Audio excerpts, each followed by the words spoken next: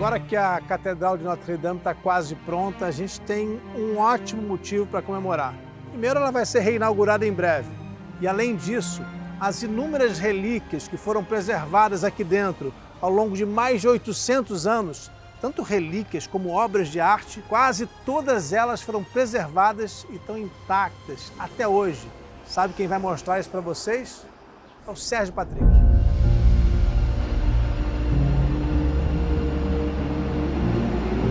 Nas semanas que se sucederam ao incêndio em Notre-Dame, especialistas do Mobilier National, que é o patrimônio histórico aqui da França, foram até a catedral para tentar encontrar nos escombros as obras, né? Toda a coleção que existia lá dentro.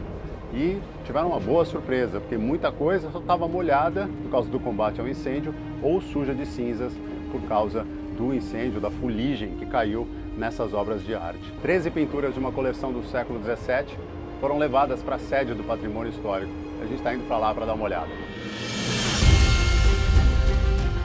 As obras são de autoria de vários artistas e são chamadas coletivamente de obras de maio, ou apenas maios, porque foram feitas para ser expostas nos meses de maio, diante de uma imagem de Nossa Senhora na catedral. A cada ano, sempre no mesmo mês, havia um revezamento e uma nova obra era posta em exibição. De um total de 76 maios originais, 13 ficaram na Notre-Dame e podem ser vistos aqui.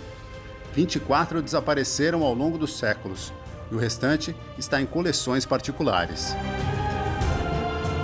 A exposição é uma oportunidade inédita de ver as obras na ordem em que foram concluídas, por ordem do Sindicato de Ferreiros de Paris. Essas obras foram produzidas no contexto da Contra-Reforma, que era uma resposta da Igreja Católica à Reforma Protestante, principalmente a narrativa contida em livros como Atos dos Apóstolos e os principais evangelhos do Novo Testamento.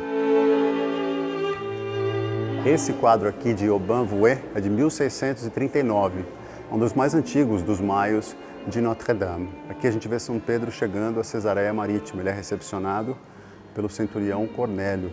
São Pedro com a barba característica das representações do apóstolo, uma túnica azul e um manto amarelado, dourado, e o centurião Cornélio ajoelhado com um manto branco e a roupa cor-de-rosa com detalhes em dourado.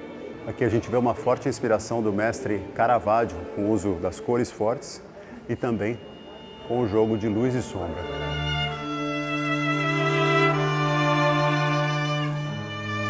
Essa obra de Laurent de la Hire, A Conversão de São Paulo. Paulo não foi um dos apóstolos originais de Jesus, ele se converteu depois de ter sido um fariseu que perseguiu e matou cristãos.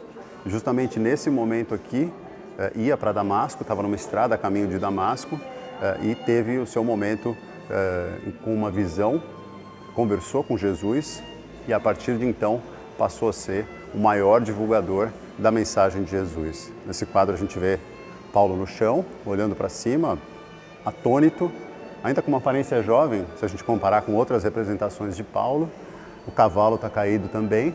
Ali no canto superior esquerdo do quadro a gente vê Jesus e alguns anjos, né? Justamente parte da visão de Paulo nesse momento da conversão.